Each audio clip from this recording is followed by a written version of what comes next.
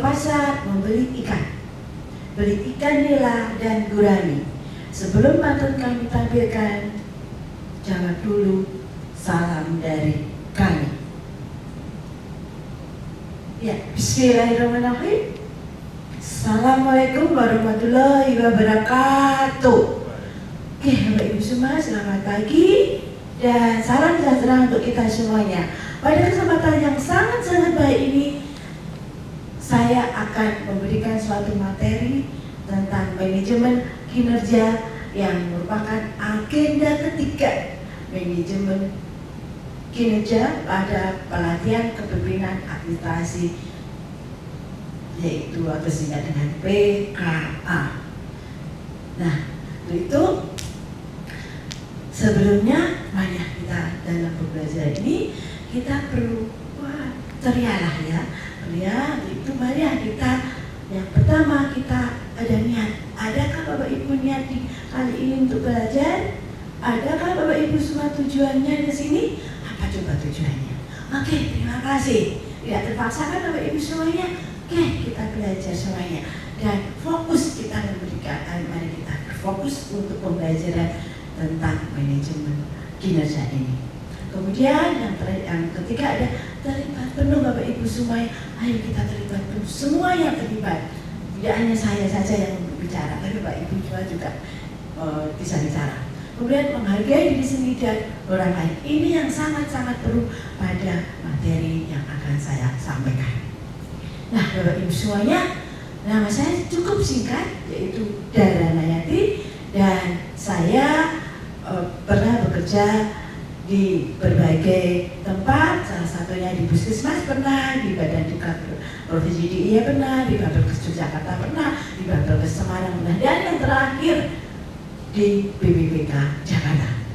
Nah, Bapak Ibu semuanya, deskripsi singkat tentang mata pelajaran akuntabilitas kinerja adalah mata pelajaran ini membekali Bapak Ibu semua dengan kemampuan memahami akuntabilitas kinerja dan kemampuan membangun budaya akuntabilitas sesuai salah satu manifestasi kepemimpinan. Dengan demikian, materi kepemimpinan disajikan secara interaktif melalui berbagai metode yang akan saya berikan nanti. Bapak Ibu semua bisa belajar mandiri, simulasi, salah satunya ada simulasi, praktek, diskusi, dan lain sebagainya.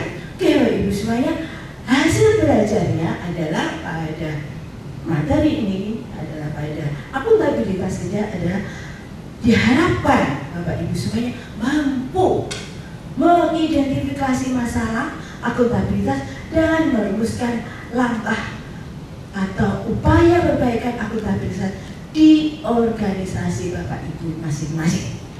Dengan materi pokok yang pertama ada akuntabilitas dalam kepemimpinan atau juga disebut administrator, kemudian risiko dan kesalahan dalam akuntabilitas, kemudian yang ketiga membangun budaya akuntabilitas, dan yang terakhir ada komunikasi dan koordinasi akuntabilitas dengan atasan. Nah, Bapak Ibu semuanya, hasil belajar yang akan kita capai adalah mampu menjelaskan konsepsi akuntabilitas dan kepemimpinan, kemudian mengidentifikasi risiko dan kesalahan dalam akuntabilitas, dan merumuskan langkah atau upaya membangun budaya akuntabilitas di ketiga.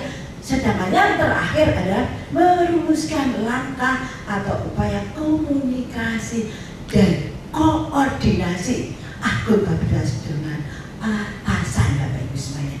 Jelas Bapak Ibu semuanya, inilah Bapak Ibu semuanya yang akan kita pelajari pada kesempatan ini pada materi akuntabilitas kinerja termasuk dalam manajemen kinerja pada PKA ini. Oke Bapak Ibu semua, dasar hukumnya adalah yang pertama sangat banyak di situ, ada undang-undang, ada peraturan pemerintah, ada perpres dan peraturan Menteri Inilah yang akan kita berikan. Oke Bapak Ibu semuanya, saya memilih pada kacamata ini ada komunikasi dan koordinasi akuntabilitas dengan atasan. Dengan demikian, dengan indikatornya adalah bagaimana Bapak Ibu semuanya bisa membangun budaya komunikasi dan koordinasi akuntabilitas di lingkungan unit kerjanya.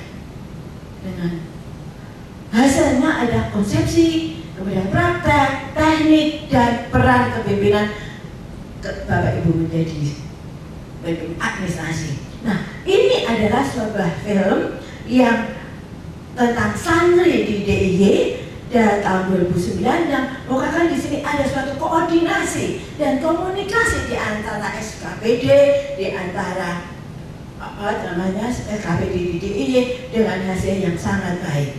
Nah, bisa kita lihat bahwa akuntabilitas kinerja ada membentuk perwujudan dan kewajiban suatu instansi pemerintah untuk mempertanggungjawabkan pelaksanaan misi organisasi dalam mencapai tujuan dan sasaran terdekat melalui alat pertanggungjawaban secara periodik yang berupa laporan, dan laporan tersebut bisa berupa keuangan maupun non keuangan. Nah, Bapak Ibu semuanya, Bapak Ibu semua sudah mempelajari dari awal sebelum ada koordinasi ini tentang akuntabilitas kinerja yang tujuannya adalah membangun sistem pemerintah yang akuntabel dan terukur, dan yang kedua mempertanggungjawabkan jawaban hasil dan manfaat pada masyarakat atas pengguna anggaran.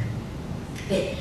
Nah, untuk itu banyak sekali hambatan-hambatan yang sering kita jumpai pada akuntabilitas adalah sistem akuntabilitas, penyajian informasi yang tidak sesuai dengan kenyataannya, tidak adanya jaminan kepatuhan terhadap peraturan, dan tidak terjadi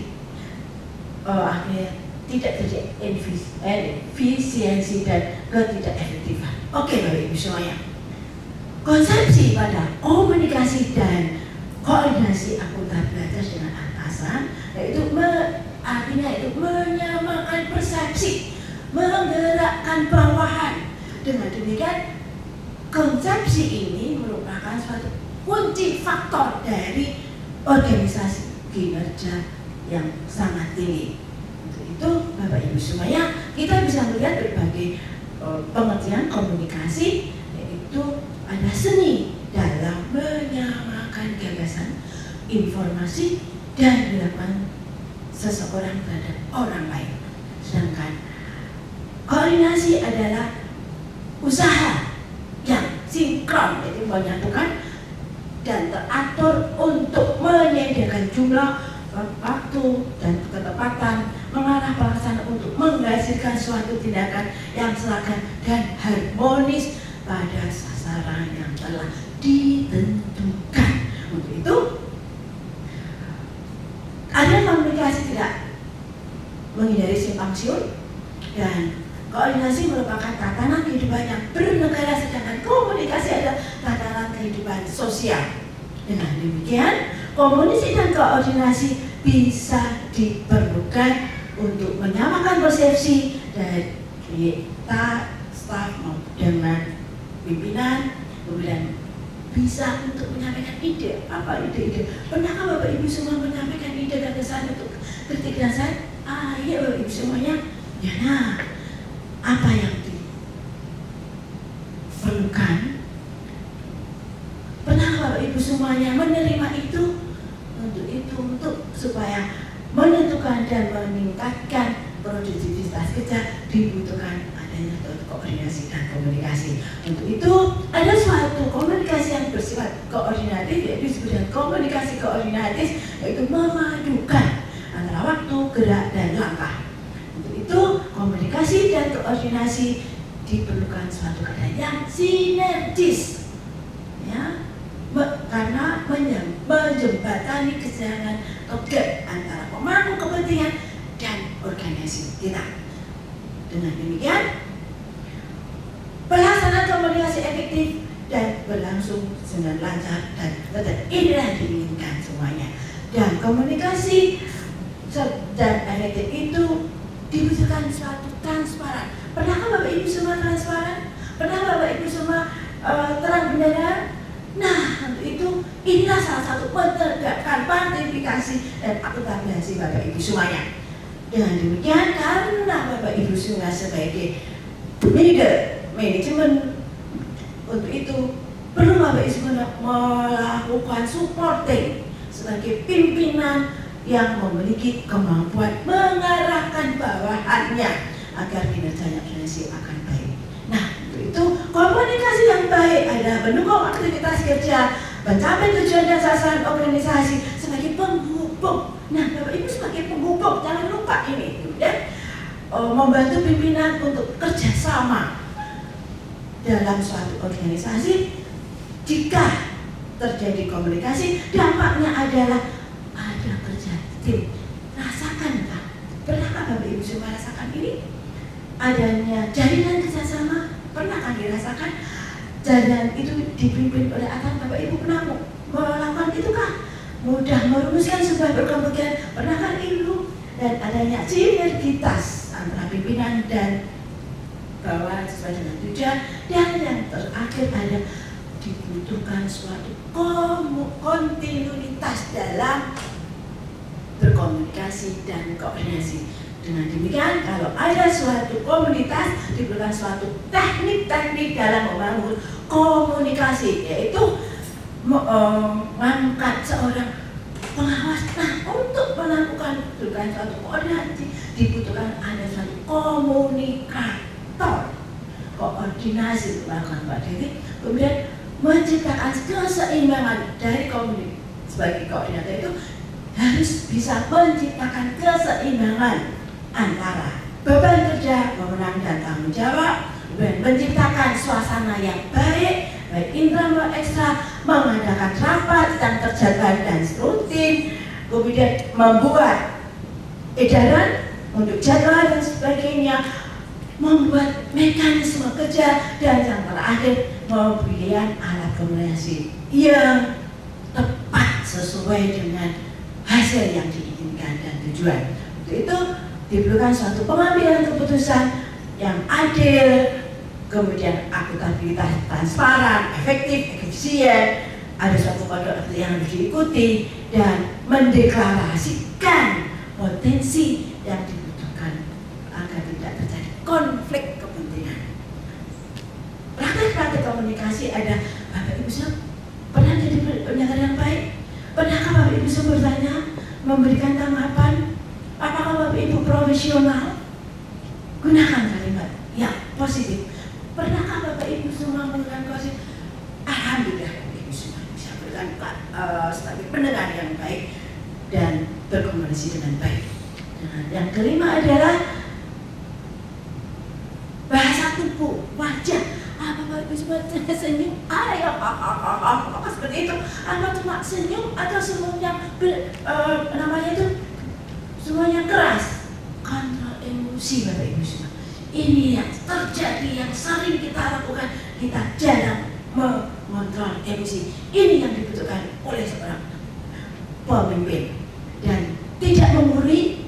Ya, jangan menggurui Bapak Ibu semua. Meskipun Bapak Ibu semua sebagai pimpinan, kemudian membuat suatu laporan yang terstruktur dan berkelanjutan. Nah, peran pemimpin adalah harus ada terasa memilikinya, memberikan umpan secara dengan spesifik, jangan yang tidak sesuai dengan apa yang akan kita berikan, kemudian harus dipelajari, kemudian umpan balik saya seperti itu sehingga bahwa itu tidak bingung Bapak Ibu semuanya. Dan jangan hanya mengatakan yang baik-baik saja, tetapi katakan juga yang buruk, tetapi dengan cara-cara seperti pimpinan yang baik sesuai dengan komunikasi dan koordinasi. Kemudian komentar yang disaji dengan rincian, bukti, data itu sangat-sangat diperlukan. Dengan demikian Bapak Ibu semuanya, jika ada staf yang lebih tua, janganlah kesungkan Bapak Ibu semuanya. Dan perlu itu kita menghargai Bapak Ibu semuanya, supaya kita tidak sungkan lagi dalam memberikan komunikasi atau memberikan saran kepada bawahan yang lebih tua atau mungkin lebih banyak di situ, banyak bekerja di situ, padahal kita baru gitu ya. Kemudian kerja suasana dengan kondusif, harmonis, dan ciptakan suatu penghargaan. Ucapan terima kasih itu sudah penghargaan itu. Saling percaya itu sudah penghargaan itu. Oke, Bapak Ibu semuanya, itu. Nah, adalah contoh-contoh tentang peran yang ini, Bapak Ibu ya. Itu perannya itu menjadi teladan, sebagai mentoring, sebagai pendengar yang baik, memberikan suatu motivasi, memberikan kesempatan pada Bapak Ibu semuanya. Ada 7 aspek di sini yang harus bertahan dalam membangun komunikasi dan komunikasi adalah perencanaan yang matang, pentingnya menyamakan persepsi, kemudian pemahaman materi pembicaraan, sikap terbuka dan saling menghargai, kemudian minta feedback, menegakkan dan penghargaan dan motivasi, membangun komunikasi informal. Itu mari Bapak Ibu semua, kita berdiri semuanya. Ayo Bapak Ibu semua berdiri semuanya. Nah, lakukan role play tentang mempraktekkan model dan strategi peran pimpinan dalam komunikasi dan koordinasi di lingkungan organisasi berkaitan dengan akuntabilitas. Itu gimana? Saya bagi pada 1, 2, 3, 4. Nah, nanti itu kelompok-kelompok masing-masing menentukan materinya sendiri dalam tema tersebut di atas. Nah, dengan demikian kita sudah selesai untuk role play. Bapak Ibu semuanya sudah selesai. Mana kita menjadi satu, membuat suatu lingkaran, dan nanti saya akan melempar bola ini kepada Bapak Ibu, dan Bapak Ibu semuanya mengatakan materi ini yang Bapak Ibu tangkap seperti apa. Kita lempar satu persatu. Oke, Bapak Ibu semuanya, dengan demikian ada suasana kesimpulan di sini bahwa komunikasi dan koordinasi antara atasan dan bawahan harus adil, memberikan sugesti, memberikan suatu motivasi sebagai katalisator, saling rasa aman, membutuhkan sebagai inspirasi dan bersifat ras, menghargai satu sama lain. Dengan demikian diperlukan suatu komunikasi yang baik dan performan kinerja yang baik, open. Pekerjaan apapun yang dikerjakan harus terbuka, kemudian mau dengan feedback, umpan balik, dan bekerja dengan performa yang bagus. Inilah Bapak Ibu semuanya. Akhir kata adalah makna. Makna adalah kata. Mohon maaf atas segala khilaf, mohon dimaafkan, dan akhir kata wassalamualaikum warahmatullahi wabarakatuh. Gitu semuanya, sampai ketemu kembali di lain kesempatan. Wassalamualaikum warahmatullahi wabarakatuh.